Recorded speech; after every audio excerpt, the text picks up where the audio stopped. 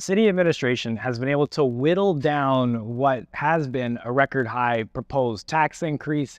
They now say that number sits at 7.37, but there's still a lot of work to do. And even at the 7.37, which is, 7.4, almost 7.5%, there is no way that they can do that.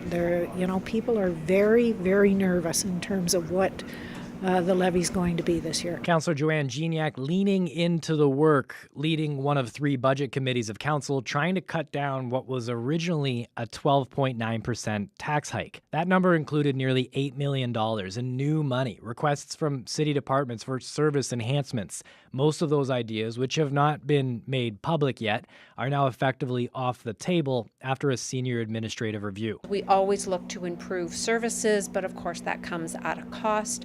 We have reduced that now to just over $1 million. So cumulatively, the number is coming down.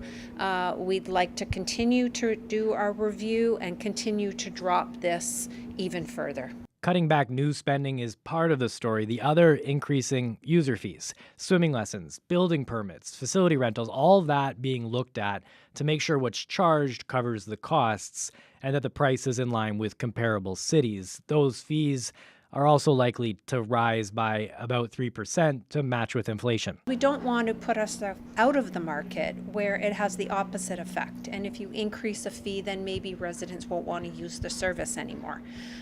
So we have to strike a balance. And central to that balance for the city's most experienced member of council is what the people in Windsor paying for good enough. There is a connection, a direct connection here in terms of what you want, and you have to pay for it. You can have anything you want, but we have to pay for it.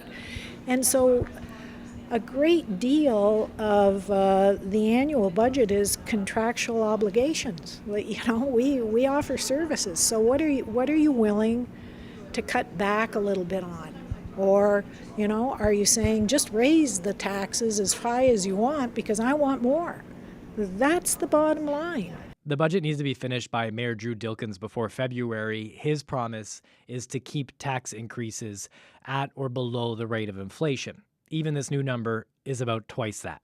Chris Hensing, CBC News, Windsor.